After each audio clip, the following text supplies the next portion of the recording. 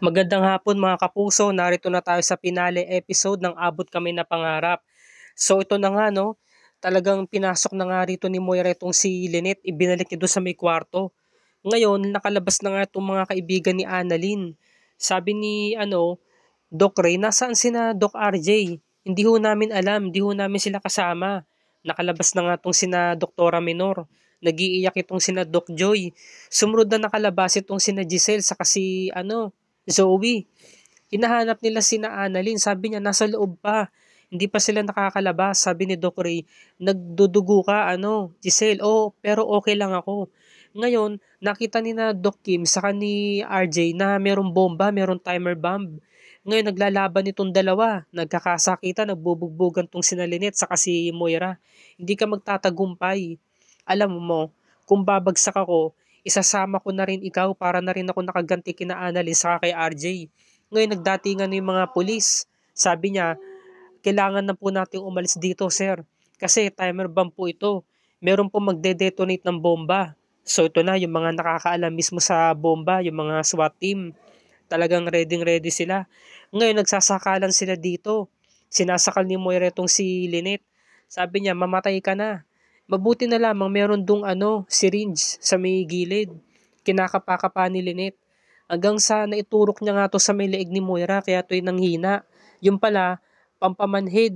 Meron palang laman yung karayom na yon. Tinurok niya. Syempre hindi pa epekto kaya nakapanlaban pa tong si Moira. Nung naisipan ni Lynette, tumasik itong si Moira. Ngayon eto na. Pilit na nila na sinisira yung bomba, tinatanggal yung wire.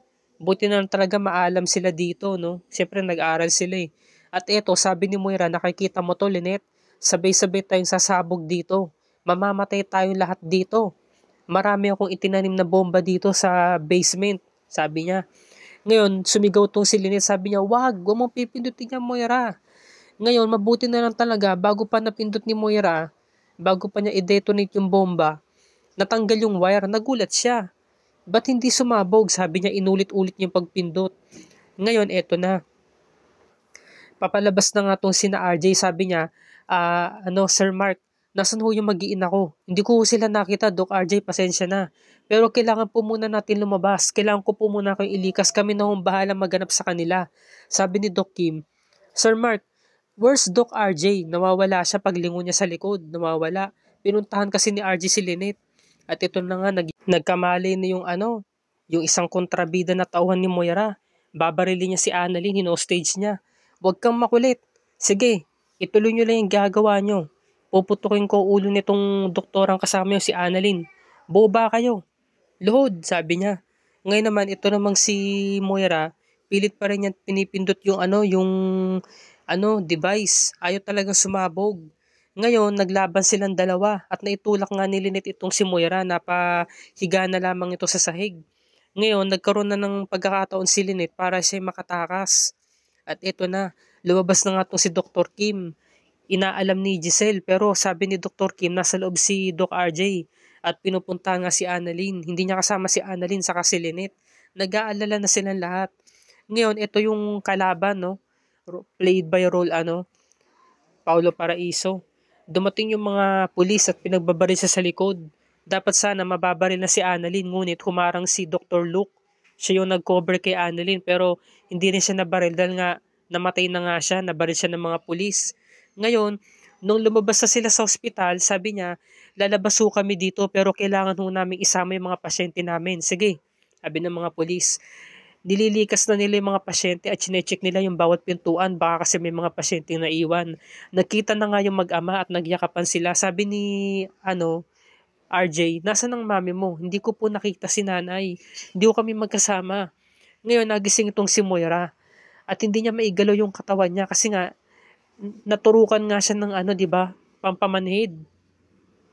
Nung paggalaw niya, paglingon niyang ganun, pagbaling niyang ganun, napindot niya yung timer bomb. So gumana siya. 1 minuto na lang. Sabi niya, kailangan kong makaalis dito. Hindi ako pwede mamatay. Ako si Moira Tanyag, the greatest Moira Tanyag. Hindi ako magpapatalo sa inyo. Kailangan pa kami magsama ni Zoe. Ngayon, nagkita na nga sila, no? Sila ni Annalyn. At ito naman, dumating na nga 'to si RJ, pinuntahan niya yung lugar kung saan sila kinulong, nagkita-kita sila ni Lynette. Ngunit gusto pa nga iligtas ni Lynette si Moira, pero huli na. Sabi ni RJ, tara na, kasi masamang tao si Moira eh. Hanggang sa sumabog na nga yung mga bomba katabi ni Moira. Nagulat sila lahat, nagkagulo sila. Kasi sumabog eh, ang lakas eh. Eh nasa loob pa si RJ saka si Lynette. Nagwawala tong si Annalyn. Sabi niya, si nanay, kailangan kong puntahan si nanay. Ngunit pinipigilan siya ni na Nurse Karen, Nurse Ivan, si Dr. Joy, saka tong si Dr. Joanne, saka si Dr. Luke. Ngayon, nagiiyak na nga tong si Giselle. Ito namang si Zoe, kinakabahan, tahimik lang. Ngayon, dumating na nga tong si Annalyn, todo yakap sa kanya ni Giselle. Nasaan ang nanay mo, saka si RJ? Nasa loob po sila. Iyak nang iyak si Annalyn, wala na siyang pag-asa. Na baka nga talaga patay na talaga yung mga magulang niya. Ngayon, habang siya umiiyak, nakatalikod siya, tinawag siya ni Lynette. Sabi ni Lynette, anak, yun, doon siya nabuhayan ng loob. Niyakap niya agad yung mga magulang niya, nagyakapan silang tatlo. Sumama na rin si Giselle at nakiyakap na rin, di ba? Niyapos na rin niya yung tatlo. So, grabe yung moment nito, no? Sobrang ganda. Talagang nakakahabag ng damdamin habang pinapanood natin ito. Dahil nga nag-reunite na sila, no, sa pagkakataong ito.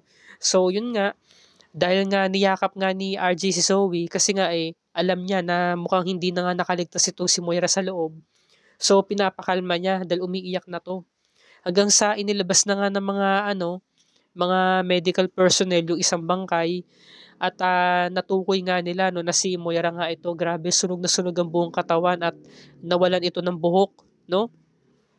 So sabi ni Zoe, mamaalam ka na, sabi niya, matatahimik ka na rin sa wakas. So yun yung mga nabanggit ni Zoe. So kinomport siya ni RJ, no? Nilapitan siya ni RJ. So ito yung mukha ni Moira. Grabe, grabe yung pagkasunog sa mukha, no? Grabe. Ngayon makalipas ang ilang buwan, sabi nga ni RJ, kinumpirma nga na si Moira ay talagang patay na. Grabe yung severe na burn mula sa kanyang internal organs, talagang nasunog. So sabi naman ni Giselle, so kinukumpirma ko lang talaga kung talagang patay na si Moira, baka kasi buhay pa yan. Sabi naman ni Lynette, siguro naman po patay na po siya at hindi na po siya makakabalik pa. Ngayon sabi naman ni Annalyn, tay, nasa nga po pala si Zoe, kamusta na siya? Dumating si Zoe, no? Sabi niya, Dr. Tanyag, hindi, daddy, itawag mo sa akin.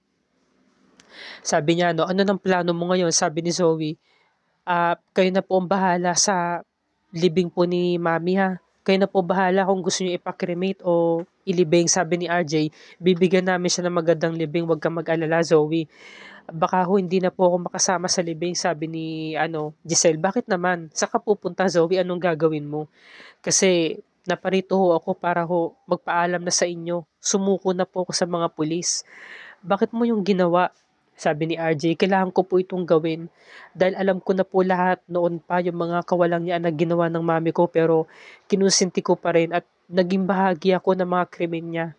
Hindi ako matatahimik, hindi ako mapapalagay hanggat hindi ko po napagbabayaran lahat ng mga kasalanan ko.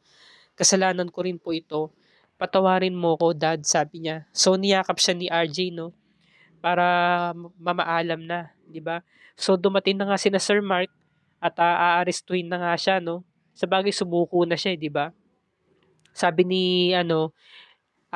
Zoe sa mga pulis, saglit lang ho. Niyakap niya ang tita Giselle niya. Pagkatapos, grabe talaga iyak dito ni Giselle, no? Kasi mahal din naman niya si Zoe kahit papaano eh. So, niyakap din niya si Lynette. Yan, tita Lynette sabi niya, binanggit niya. Tapos noon, pati to si Annalyn. Niyakap niya. Sabi ni Annalyn, dadalawin kita doon ate. Huwag kang mag-alala. No? So, sabi ni Zoe, sige ho, paalam na. So, nagpa-poses na siya sa mga pulis kasi nga sumuko naman siya ng kusa, 'di ba? At inamin niya lahat ng mga krimen na ginawa niya. So, yun. Hindi mabigat lalo ang kanyang sentensya. At makalipas nga tong ilang buwan, no? Ito pala yung makalipas ang ilang buwan, hindi yung nauna. Meron pa lang itong nililigawan tong si Regan at naging sila na pala ni Diwa, 'di ba? Meron silang date, kinakantsawan siya ni na Nurse Ivan, sabi niya, "Naku Diwa, ito pa yung pinatulan mo. ang papakain sa'yo niyan, pagkain lang mula sa kalye. Sabi niya, "Uy, malapit na ako mag-engineer 'no." Tapos dumating sina Lynette, saka si RJ, saka si Annalyn, "Mukhang nagkakasiyahan kayo diyan, paano may date sila?" "Oo, alam ko 'yun." Nagpaalam sa akin si Regan, "Uy Regan, alagang maigi si Diwa, 'pag niloko mo 'yan sasapakin kita, lagot ka sa akin." Sabi naman ni RJ, "Meron ako importanteng announcement sa inyo." "Ano po 'yun, Doc RJ?" "Invited kayo lahat sa kasal namin ni Lynette." "Kailan po 'yun?" Sabi ni Doc Joanne 'no. Bukas na." Sabi ni na Nurse Karen. "Aba, agad-agad, ang bilis." Sabi niya. Ngayon, nag-flashback kay Annalyn lahat ng mga pinagdaanan niya mula noon. Sabi niya, "Sobrang hirap maging doktor. Aakusahan ka, pagdududahan ka dahil bata kang doktor. Titingnan nila na parang wala kang kakayanan o hindi mo kaya. Pero sa kabila ng lahat na napagdaanan ko, dito ako naging matibay, dito ako naging matatag. Nakayanan ko ang lahat at nagkaroon ako ng inspirasyon sa mga taong nagtitiwala sa akin at nagpamalas din ako ng mabuting ehemplo sa kanila," sabi niya. Ngayon, sumunod na eksena, namamasyal sa loob ng ospital 'tong sina Josa saka si Chang Susan. Meron sa kanila nagtanong na apam. Sabi ni Chang Susan, "Loko-loko talaga, "Oy Josa, apam." "Ano naman yun, Chang?" Ngayon, sabi niya, sabi nung apam, "Can I get your number?" "Uy, Josa, bigay mo niya." "Sige na, ikaw naman, oh, pakipot ka pa. Ikaw nang hininga ng number, eh." Tapos sabi ni Josa, "I'm Josa." Kinikilig, no? So, nakahanap na ng dawan itong si Josa. So, happy ending, di ba? Happy love life sa dulo. Ito namang si Giselle na maalam sa Apex, kina Dr. Minor, sa kay Dr. Ray. Kailangan daw niya asikasuhin yung mga naiwan nila negosyo sa Cebu. So, namaalam siya badly. So, nakakalungkot pero kailangan. Sabi naman ni Doktora Minor, "Mamimiss ka namin, Miss Giselle." Sabi niya, "Maraming salamat." So, pinakita dito yung mga frame, no, ng mga namaalam. Sina Dr. Yula, si Dr. Lindon, si Lolo Pepe, saka tong si Justin, saka si Doktora Enriquez. No? Wala dito si Michael, sayang. No? Sabagay, si Michael kasi hindi naman talaga siya totally naging bahagi ng Apex, 'di ba? Kinalinit siya, 'yun. Ngayon, eto na, si Zoe, naging doktora siya sa loob ng city jail. Ginagamot niya yung mga doon, kapwa niya inmates, no, na talagang may mga sakit. Dinalaw siya ni Harry. Ngunit yung ama nila na si Carlos ay tuloy na nga talagang nabaliw, no, kawawa din naman. Pero ang huli, pinagsisihan din niya yung kasalanan niya at nakahingi na rin siya ng pagpapatawad kay Lynette at napatawad na rin siya ni Lynette, di ba? So ito na, after 5 years, so mature na yung role dito ni Annalyn, no? Nag-mature na siya dito, para siya talagang malaking dalaga na dito Pero yung height niya, no, ganun pa rin. So ibig sabihin, 23 years old na siya dito. So sabi na nga ba, tama ang hinala ko si Dr. Kim talaga yung nakatuluyan niya. So, namaalam dito si Dr. Kim kasi kailangan niya munang bumalik ng South Korea dahil meron siya doong asikasuhin, no? Tungkol sa, related din sa hospital. So, sabi niya, "Hindi mo ba ako mamimiss?" Sabi ni Dr. Kim, no? So, syempre, wala pang kissing scene kasi ayaw din ni Jillian Ward yan sa totoong buhay, hindi pa siya ready. So, nagkayakapan lang silang dalawa. So, pinuntahan siya ng mga naging pasyente niya at nagpasalamat ng todo sa kanya at nagbigay ng mga prutas or gulay, mga something na ganun. Sabi ni Doktora Annalyn, "Nag-abala pa ho kayo," sabi niya. So sabi ni Dr. Kim, kinantsawan siya, sabi, "Lodi kita, aba, marunong ka na magsalita ng ganun So yun, nagkayakapan sila kasi nga aalis nga muna tong si Dr. Kim, no? So naging sila, no? Naging silang dalawa. At sumunod na eksena, habang naglalakad si Dr. Annalyn sa hallway, nahulog niya yung ballpen niya. Meron isang batang babae na kagaya ni Annalyn nung bata pa. So naulit lang, 'di ba? Sabi niya, "Doktora, naiwan niyo po itong ballpen niyo. May pangalan niyo. Sa inyo po ito, 'di ba?" "Oo, maraming salamat." Doktora, paano po ba maging doktor? Alam niyo po, gusto ko po manggamot. Gusto ko po maging doktor." "Ganun ba?" "Opo, pangarap ko po kasi yon." So nag-flashback kay Annalyn, nag-throwback sa kanya.